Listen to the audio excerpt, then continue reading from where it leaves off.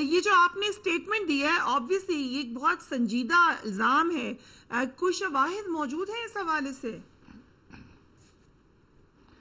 دیکھیں فریہ، شواہد تو ہمیں 1952 سے مل رہے ہیں، جب لیاقت علی خان شہید ہوئے اور اس کے بعد جو ہے ہمارے پاپولر وزیر اعظم شہید ذوالفقار علی بھٹو کو شہید کیا گیا، پھر رانی شہید بے نظیر بھٹو کو جو ہے اسی طرح ہم سے منقطع کیا گیا، اور اب جو ہے جو بھی بدقسمتی ہے کہ ہمارے ملک میں ایک ایسی قیادت ہوتی ہے جو دلوں کی دھڑکن ہوتی ہے اور ہر دل عزیز ہوتی ہے، اور جس کی یہ تمنا ہوتی ہے کہ اپنے ملک کی وقار اور عزت اور ایک جو ہے آزاد ریاست کی طرح زندہ رہنے کا حق دیا جائے عوام کو، مجھے نہیں سمجھ آتی ہے کہ کیوں کر اس کے اسی طرح سے انجام ہوتا ہے۔ تو یہ دیکھیں، آپ پچھلا سارا سیاق کو سباق میں دیکھیے گا تو 18 مہینے سے جو کچھ ہو رہا ہے محترم عمران خان صاحب کے ساتھ یا پی ٹی آئی کے ساتھ جو کچھ ہو رہا ہے، پہلے تو ان کو جس طرح سے ڈونلڈ لو کا وہ جو وہ سائفر تھا،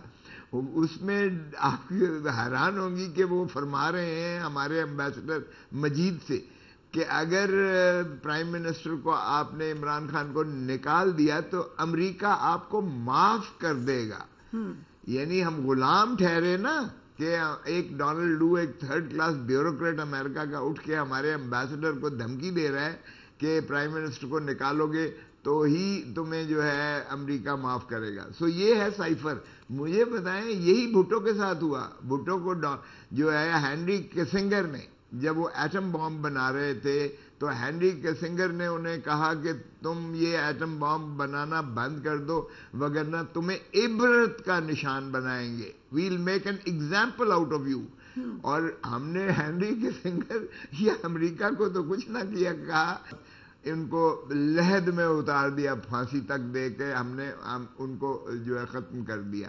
تو ہماری اگر یہی روایات رہیں گی، اب بھی مجھے بتائیں کہ یہ 25 کروڑ عوام کی غیرت اور حمیت اسی کے متقاضی ہے کہ یہ اسٹرانگ ڈیماش دیا گیا ہماری security council, national security council, جس میں سارے سربراہان عسکری قیادت کے موجود تھے، پہلی دفعہ عمران خان کی وزارت عظمیٰ کے دورانیے میں، اور اس کے بعد انہیں ہٹانے کے بعد محترم شہباز شریف صاحب کی وزارت عظمیٰ کے جو ہے انہوں نے جو ہے نیشنل سیکیورٹی کونسل کی میٹنگ بلائی اور دونوں میں اس بات کی تصدیق کی گئی، اور دوسرے میں تو ایمبیسڈر پاکستانی جو تھا مجید کو بھی بلایا گیا اور اس نے یہ تصدیق کی کہ ہاں جی مجھے یہ دھمکی دی تھی ڈونلڈ لو نے، اور پھر ہم نے اسٹرانگ ڈیماش لکھا ڈونلڈ لو کو۔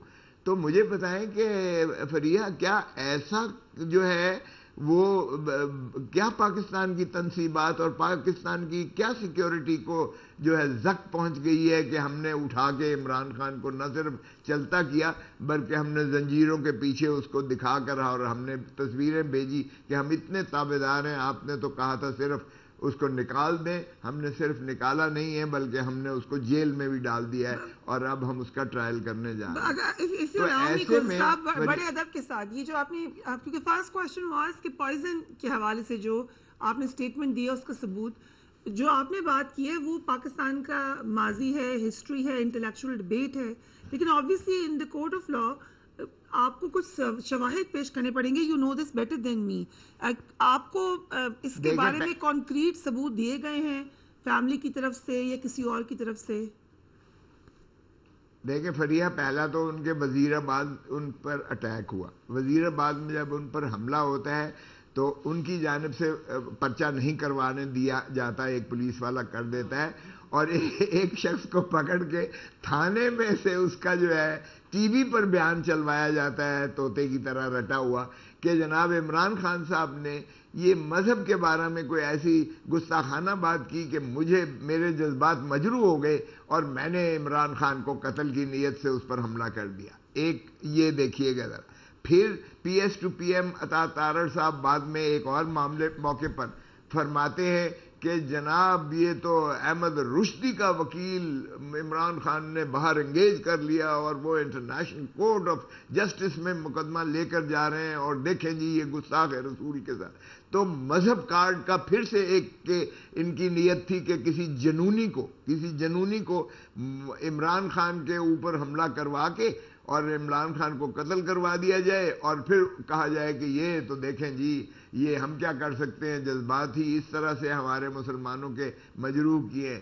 کبھی اس کی عدت کا مقدمہ لے کر آ جاتے ہیں، کبھی اس طرح سے. دیکھیں آپ ذرا سارے شواہد دیکھیے گا. اور پھر آج جو انہیں پیش کیا گیا ہے، معاف کیجئے گا، آج جو پیش کیا گیا ہے ذرا اس کو دیکھ لیجئے گا کہ ان کا کتنا وزن کم ہوا ہے کتنا وزن. تو کیا یہ میں کہوں اتفاقات ہیں یا فیملی کی جو ان کی خدشات ہیں وہ حقیقت میں ٹرانسلیٹ ہوتے نظر آتے ہیں. اور اٹک میں تو میں جیل میں ان سے ملا تھا. اٹک جیل کی پوزیشن یہ تھی کہ جب بارش ہوتی تھی تو ان کی میٹ جو ہے کمرے کا میٹ اور ان کے کمرے میں پانی کھڑا ہو جاتا تھا 2-2 فٹ اور کئی دن وہ پانی نہیں جاتا تھا. اور پھر بجلی رات کو روشنی اتنی کر دی جاتی تھی کہ سارے پتنگے شاید شہر کے بھی وہاں اکٹھے ہو جاتے تھے. اور دن میں یہ تھا کہ مکھیاں ہوتی تھیں اتنی کہ جس کی کوئی حد نہیں. کیمرے لگے ہوئے تھے جہاں وہ اپنا انخلا کرنے کے لیے بھی نہیں جا سکتے تھے، کمفرٹیبل فیل کرتے تھے، کیمرے لگے ہوئے تھے. فریہ یہ انسانیت کے بھی خلاف جو باتیں ہیں، مجھے بتائیں کہ کیا یہ ایک نارمل انسان کے ساتھ بھی ایسا کیا جاتا ہے کہ جائے کہ وہ فارمر پرائم منسٹر ہیں آپ کے اور بیٹر کلاس کا تو کہا گیا، ٹھپا لگایا گیا کہ عدالت نے بھی کہہ دیا بیٹر کلاس دیں، حکومت نے بھی ایک جو ہے لکھ کے دے دیا کہ ان کو بیٹر کلاس دی جائے. اور کرتے کیا ہے، اس کمرے پہ بیرک نمبر 1 اور بیرک نمبر 2 بیٹر کلاس لکھ دیتے ہیں. ارے بھائی یہ بیٹر کلاس ہوتی ہے، کس کو بے وقوف بناتے ہو؟ سو جو آج ان کو اجازت ملی ہے چہل قدمی کی، آج یہ ہوئی ہے پیش رفت کہ جج نے کہا ہے کہ چہل قدمی ایکسرسائز کی اجازت ان کو دے دی جائے. یہ ہوگا آپ کی نظر میں یا اس پہ بھی شک ہے؟ نہیں بالکل بھی نہیں ہوگا، کچھ بھی نہیں ہوگا. یہ عدالتیں ایسے پتہ نہیں یا تو حکم کرنا بند کر دیں، کیونکہ اگر حکم پر عملداری نہیں ہونی ہے تو پھر کس چیز کا حکم کرتے ہو بھائی؟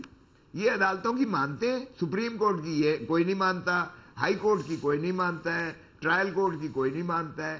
یا پھر سارے میں کہوں کمپلیسٹ ہیں، یا میں کہوں کہ یہ ان ایفیکٹو ہے. اگر تو ان ایفیکٹو ہے، ان آپریشنل ہے اور یہ سارا نظام جو ہے وہ فلاپ ہو گیا ہے تو پھر اللہ حافظ ہے. Then if it is free for all ہے. اگر پاکستان کا مقدر یہی ہے غلامی تو پھر ٹھیک ہے، غلامی میں چلے جائیں. کچھ ایسی آوازیں اٹھتی رہیں گی جو کڑتے رہیں گے، تنقید کرتے رہیں گے. آپ لوگ جو ہے ماشاءاللہ آگہی عوام کو دیتے ہیں، آپ بھی ان چیزوں کو اجاگر کرتے ہیں، آپ بھی مختلف آراء عوام کے سامنے رکھتے ہیں. لیکن مجھے بتائیں کہ وہ عوام بیچاری کیا کرے جو بجلی کا بل نہیں دے سکتی ہے، جو پیٹرول کی قیمت ادا نہیں کر سکتی ہے، اور جو کھانے پینے کی اشیاء خوردنی بھی لینے لائق نہیں ہے، جو اپنے بچوں سمیت خودکشیاں کر رہی ہے، جو غربت کی دہلیز میں آدھی آپ کی آبادی آلریڈی جا چکی ہے، جو تین نسلیں آپ کی گروی رکھی جا چکی ہیں. آج بچہ جو پیدا ہو رہا ہے وہ بھی 2.5 لاکھ قرضے کے نیچے دب کے پیدا ہو رہا ہے. وہ بیچاری عوام میں جان ہی نہیں رہی ہے. تو مجھے بتائیں پھر اگر اس طرح سے آپ سمجھتے ہیں حکومتیں چلیں گی اور مملکت چلیں گے تو پھر معاف کیجئے گا، پھر تو اللہ ہمارے اوپر رحم کرے. ہم کیا کہہ سکتے ہیں؟ دیکھیں ہم جمہور کو حق جی لکنگ بیک ایٹ ہسٹری، جی اگر ہم تھوڑا سا کمپیریزن کریں، آصف زرداری صاحب بھی جیل میں رہے ہیں، مریم نواز بھی رہی ہے، لیکن let's come to Peoples Party کیونکہ آپ کا تعلق پیپلز پارٹی سے. محترمہ بینظیر بھٹو بھی جیل انہوں نے کاٹی. وہ جو سچویشن تھی اور آج جو سچویشن ہے اس کا آپ کیسے کمپیریزن کرتے ہیں؟ نہیں زمین آسمان کا فرق ہے. بے نظیر بھٹو صاحبہ میرے گھر میں تھی تو میرے گھر کو سب جیل بنا دیا گیا. یہ ٹھیک ہے کہ میرے گھر کا پانی کاٹ دیا گیا اور پھر ڈرموں میں ہم پانی لاتے رہے. اور میں نے چونکہ بہت سارے لوگ جو ہے مخدوم امین فہیم اور شہری رحمان اور سارے اس وقت ناہید خان تھی، عباسی تھے، صفدر عباسی، سارے ہی وہ چونکہ مقید ہو گئے، شاہ محمود قریشی تھے، یوسف رضا گیلانی تھے وغیرہ وغیرہ، رحمان ملک مرحوم تھے. تو پھر میں نے گدے منگوا کر، لیکن ایسا تشدد نہیں تھا، کسی پر تشدد نہیں تھا. ٹھیک ہے مانے کرنا تھا انہوں نے کیا. عورتوں کو نہیں پکڑا گیا، بچیوں کو نہیں پکڑا گیا. یہ نہیں ہوا کہ عدالتیں ضمانتیں لیں اور پھر ایک سے بعد دوسرا، دوسرے کے بعد تیسرا، تیسرے کے بعد چوتھا، اور ایک لامتناہی سلسلہ ہو. یہ نہیں تھا کہ چادر اور چار دیواری میں جو ہے کرینوں کے ساتھ لا کر آپ نے دیواریں توڑی اور آپ اندر داخل ہو کر آپ نے جو ہے اس کو مجروح کیا اور نہیں دیکھا کہ سامنے کیا آ رہا ہے، کوئی بوڑھا ہے، کوئی عورت ہے، کوئی بچہ ہے، کوئی مرد ہے، کون ہے. یہ ظلم نہیں ہوا تھا کبھی.